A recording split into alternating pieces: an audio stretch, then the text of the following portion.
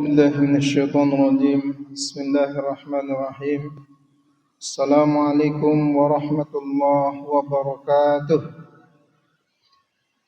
الحمد لله رب العالمين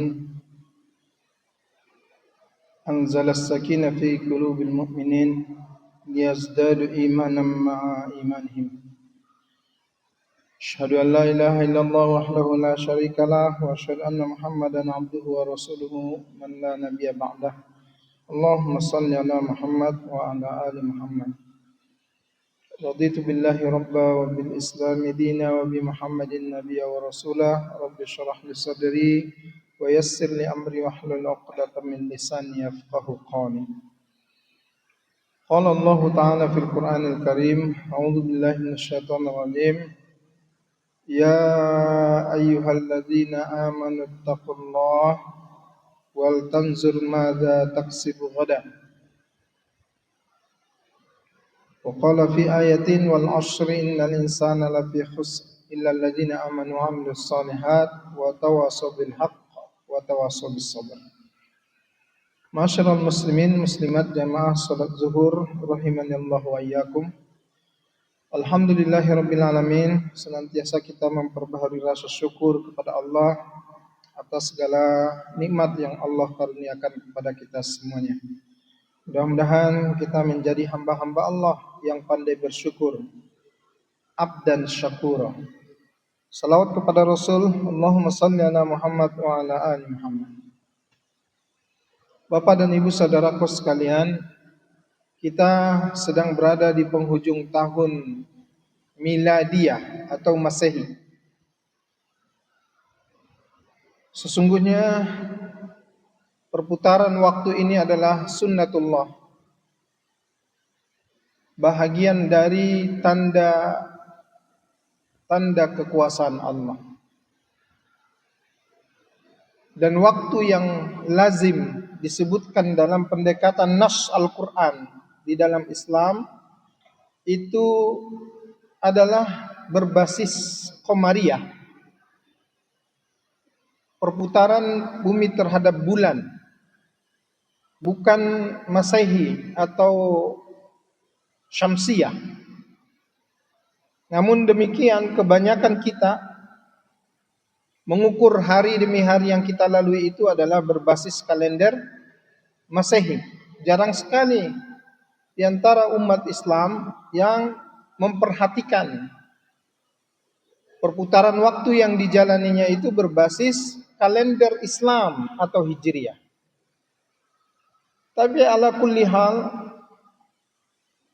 kalau kita sandarkan hidup kita sepenuhnya kepada Islam, maka termasuklah yang mesti kita sandarkan itu adalah dalam penghitungan terhadap waktu-waktu yang kita lalui berbasis kepada kalender Hijriyah atau Qamariyah atau kalender Islam itu sendiri.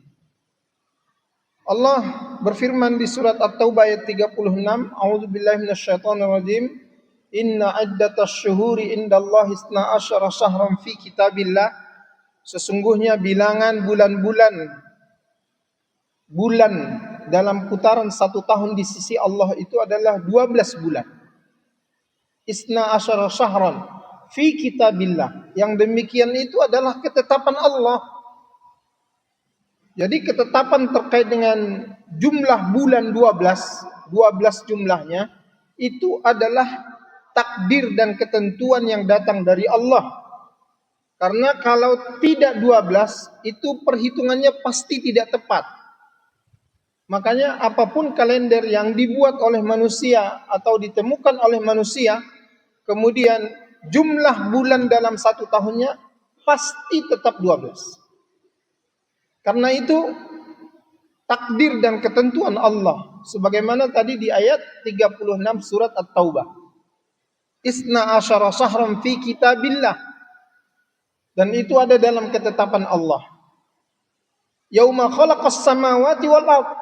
Allah sudah menetapkan dan menentukannya di saat bersamaan Allah menciptakan langit dan bumi. Jadi bukan 14 abad yang lalu itu ketentuan 12 bulan dalam 1 tahun itu. Tidak.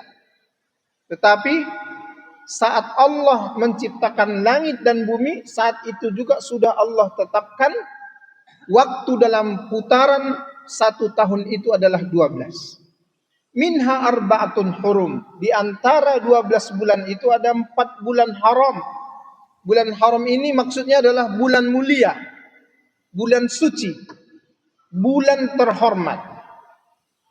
Di ayat ini tidak dijelaskan, tetapi dijelaskan dalam hadis riwayat yang sahih. Rasulullah sallallahu alaihi wasallam mengatakan salasun mutawaliyat, 3 di antara 4 bulan haram, bulan suci dan bulan terhormat itu adalah bulan yang berurutan, yaitu Zulqaidah, Zulhijjah dan Muharram. Itu 3 bulan adalah bulan haram. Wal ukhra, yang satunya lagi, ma baina Jumadi wa Sya'ban. Ada di antara bulan Jumadi dan juga Sya'ban. Kita sekarang berada di bulan Rajab. Setelah bulan Rajab ini bulan Sya'ban. Berarti yang dimaksud oleh Rasulullah sallallahu alaihi wasallam, 1 di antara 4 bulan haram itu adalah bulan Rajab yang sedang kita jalani hari ini. Terkait dengan bulan-bulan haram ini, yang paling ditekankan oleh Allah adalah fala tazlimu fihinna anfusakum. Tidak boleh kita melakukan perbuatan zalim terhadap diri kita sendiri, apalagi berbuat zalim kepada orang lain di bulan-bulan haram ini. Meskipun larangan ini sesungguhnya berlaku setiap saat, tidak boleh berbuat zalim. Tetapi Allah datangkan secara khusus larangan berbuat zalim terhadap diri sendiri apalagi orang lain di bulan haram. Ulama tafsir menjelaskan makna berbuat zalim itu adalah berbuat dosa. Artinya apa? Secara khusus larangan ini Allah hadirkan adalah untuk menjaga kesucian, kemuliaan dan kehormatan bulan-bulan haram. Yang maknanya isyarat ayat ini Allah mengatakan kepada kita semuanya, enggak boleh kamu kotori bulan-bulan haram itu dengan perbuatan-perbuatan dosa yang kamu lakukan. Karenanya ulama menjelaskan lebih detailnya, orang-orang yang berani melakukan perbuatan dosa di bulan haram, maka balasan dosanya dilipat gandakan oleh Allah Ta'ala, berbeda saat dia melakukan dosa itu di luar bulan haram. Masyarul muslimin, jamaah salat zuhur rahimani Allah wa iyyakum. Dan kalau kita melihat perjalanan dan perputaran waktu tahun Masehi yang akan berlalu ini, kita semuanya pasti juga tidak memungkiri hari-hari kita tidak lepas dari ketika ditanya tanggal berapa, maka tanggal Masehi itu yang keluar. Tidak ada yang spesial di bulan Desember bagi orang-orang yang beriman. Tapi kalau kita mau mengambil pelajaran dari perputaran waktu yang terus-menerus berjalan tanpa henti, maka pelajaran penting yang kita mesti ambil adalah muhasabatun nafs, yaitu bagaimana kita mengintrospeksi diri kita. Apakah selama ini Allah berikan kesempatan waktu hidup nikmat saat wilayah lain, orang lain sedang menderita musibah, bencana, kita tidak? Itu nikmat.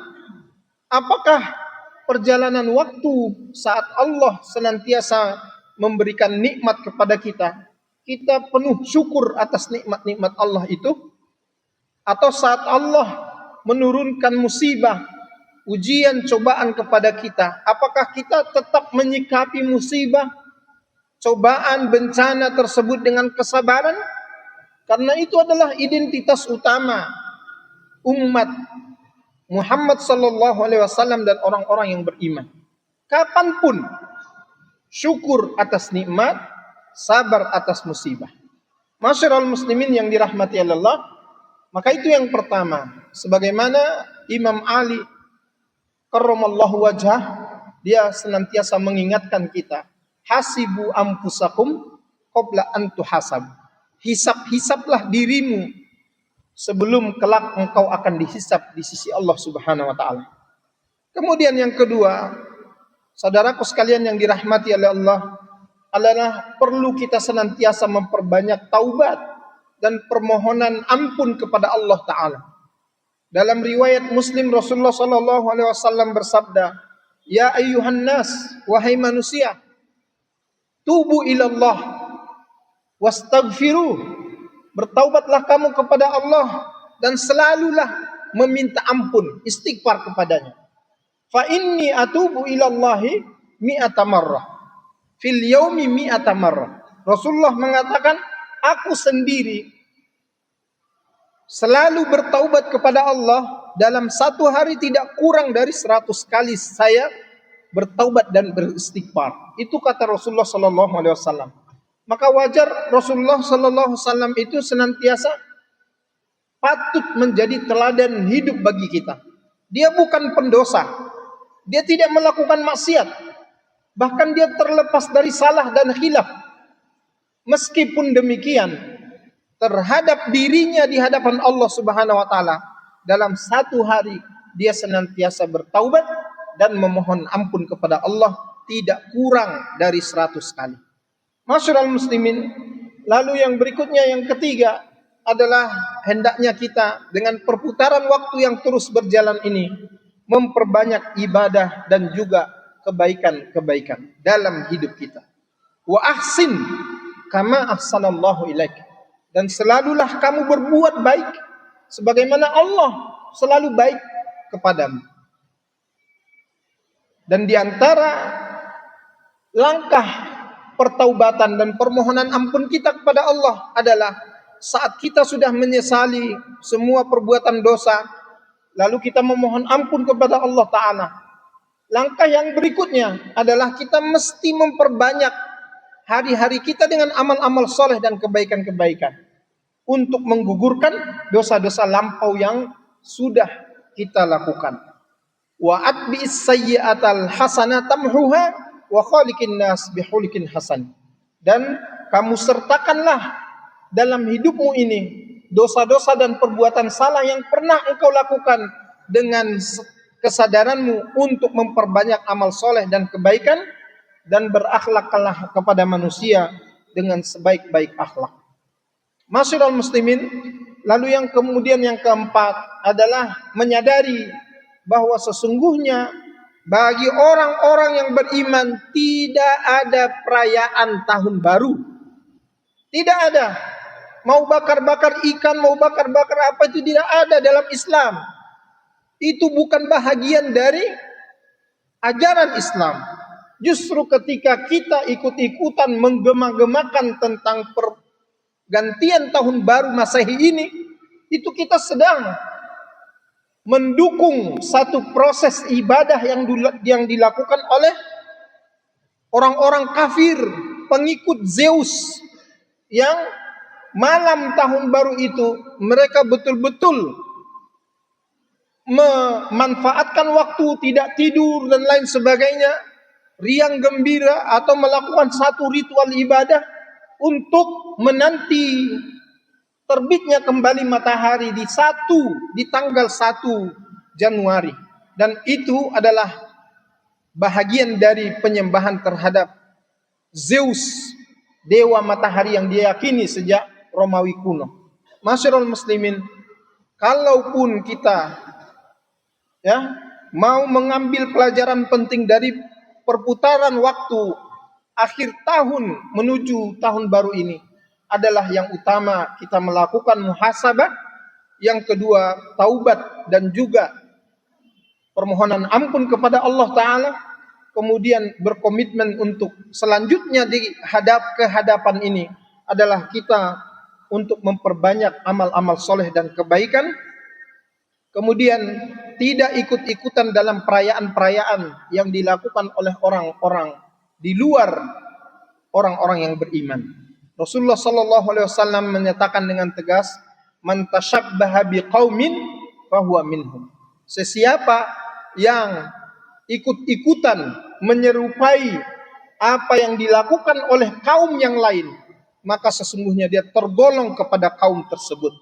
Kita ketahui identitas bakar-bakar api, kemudian tiup-tiup trompet, itu bukanlah bahagian dari ritual dan juga simbol ajaran agama dalam Islam, tapi itu adalah satu di antara simbol-simbol ajaran agama yang dianut oleh orang-orang di luar Islam. Maka tidak semestinya orang-orang Islam ikut-ikutan dalam melaksanakan perhelatan tersebut. Kemudian yang terakhir adalah bagaimana kita melihat masa depan kita ini yang mungkin dengan bergulirnya waktu ini, berakhirnya tahun 2025, berarti jatah hidup kita telah Allah kurangi 1 tahun. Karenanya masa depan yang perlu kita pikirkan itu bukan tahun 2026, tetapi bagaimana setelah kematian kita. Sehingga yang perlu kita tingkatkan adalah kualitas ketakwaan kita. Ya ayyuhalladzina amanu taqullaha wal tanzur madza taksibu ghadan. Hai orang-orang yang beriman, bertakwalah kamu senantiasa kepada Allah dan perhatikanlah apa-apa yang akan terjadi denganmu di masa-masa yang akan datang. Mudah-mudahan dengan kajian yang begitu singkat ini dapat kita mengambil iktibar dan pembelajaran dalam hidup kita, sehingga semakin hari dan waktu yang berlalu dari kita adalah semakin baik kita dan juga amal-amal soleh yang kita lakukan. Aqulu qouli hadza wa astaghfirullah li wa lakum. Nasrun minallahi wa fathun qarib wa basyiril mu'minin. Wassalamu alaikum warahmatullahi wabarakatuh.